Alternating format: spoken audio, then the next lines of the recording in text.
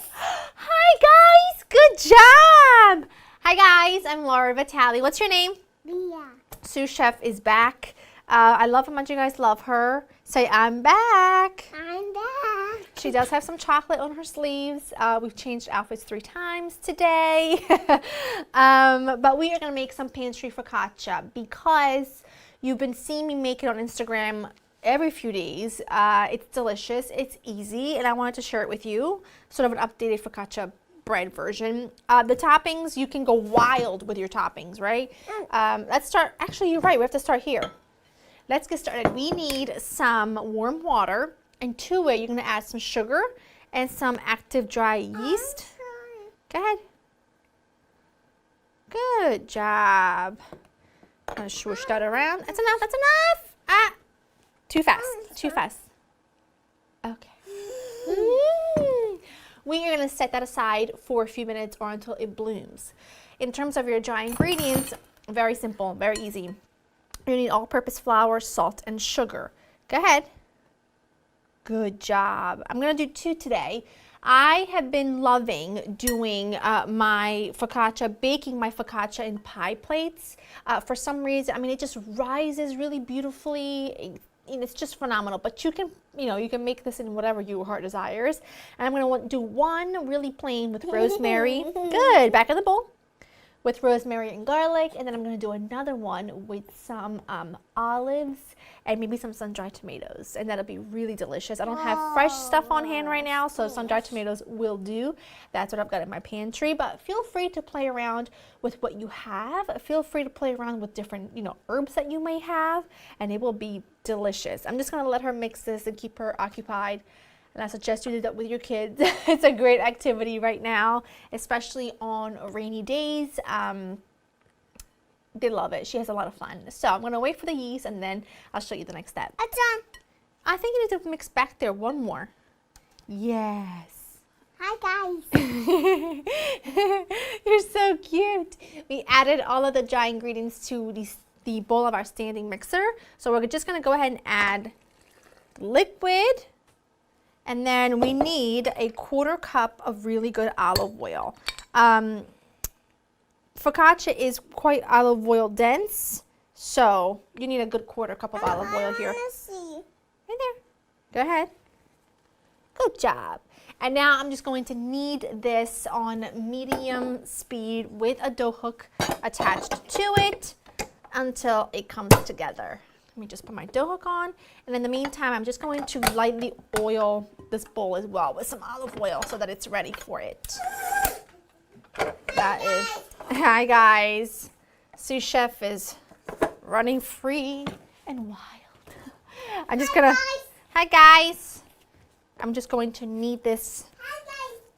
This is what happens in my everyday life. For those of you that always ask how I keep her entertained when I cook, I get her involved with me as much as possible, or I just deal with, we can do it later, how about that? Do you have dough in your hands? Yeah. Did you get your piece of dough? Yes. Yes, she did. I always tear a little piece for her to play with. All right, cover this up, pop it somewhere warm, let it rise until double in volume. She literally has a suitcase in her hands, and she's acting like she's leaving. Where are you going? So the dough has risen beautifully.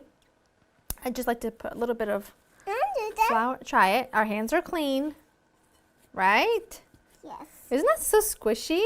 Yeah. Okay, that's enough. That's enough. That's enough. We have to do. That one's really cool. It's really cool, huh? Yeah, I'll do that. First thing I'm going to work on actually is I'm using 2 9-inch pie pans, like 9.5 inch, and I want to pour a couple tablespoons of oil in each one. Again, focaccia is full of oil, but that is what makes it so divine and so delicious. So I'm going to take the dough out. We're going to just divide this in half, right? Yeah. Okay. Best as we can. Let's put it in here, baby. You're gonna do it yourself. Ready? Okay. Take a piece. Just some. I just want some more. That's enough. Gonna place that in the pie plate. I'm gonna work with one at a time. Okay. All we do at this point is just flatten the dough, just like so. Okay, give it all its beautiful dimples and really work the olive oil in it, right? So we got one done. We're gonna do another one. No. Now this time it's oiled. You play with yours. Okay? No, sweetheart. It's very oily.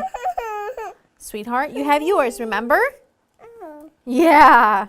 Did you forget? Yes. Yes. Patience. Practice patience. All right, so at this point, I'm going to just lightly cover these with some plastic wrap, and you want them to rest for another 45 minutes or so, so that they can rise. So let's talk toppings for a minute. I've got these are just things I have on hand. A combination of artichokes. These are marinated artichokes. I had a couple of green castelvetrano olives left over, so I just went ahead and sliced those up. Just a couple. I've got calamari olives over here that I've halved, and these are some sun-dried tomatoes that are cut into strips. I'm not doing anything, baby. And then some dried rosemary, and you need some garlic, and then you need some kind of salt. Like I like a kosher salt, something a little more coarse than a regular table salt. Works best for this, but obviously it doesn't matter. Now this is using what I have on hand, right? You can do this with roasted peppers if you have it. You can do a roasted pepper. You could do fresh tomatoes. You can do anchovies if you want to. You know, play around with whatever you have and go ahead and put it on your focaccia and bake it off, and it'll be delicious. There's just no wrong way to go about it. So I'm gonna let these rise, and then I will show you how to top them, and then we pop them into the oven. Hi. Hi. Fresh. They look gorgeous. That's what you want your focaccia to look like. Okay, so oven's preheating to 400. You take pieces of garlic. This is literally just 2 cloves, but I've just really thinly sliced it, and I'm just going to sort of nestle these all around, and you will not believe how much this garlic will infuse throughout your bread. So we'll do one, trying hard to not deflate the entire thing, because we worked really, really hard at developing that beautiful rice.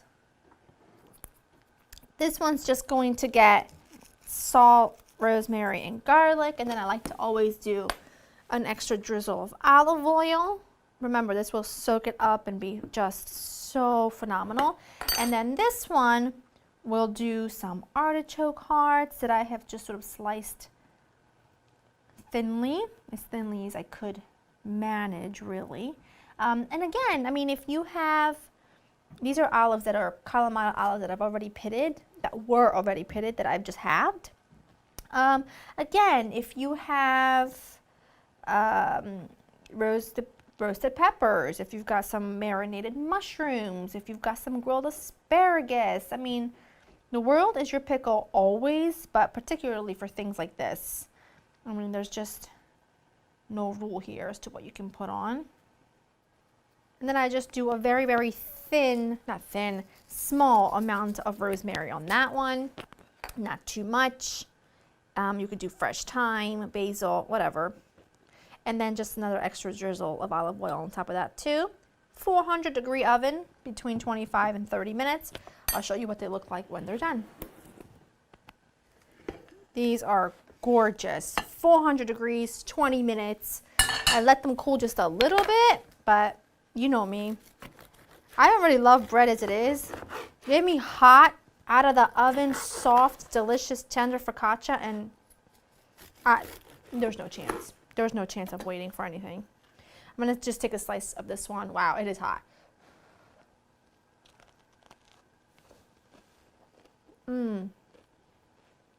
Wow.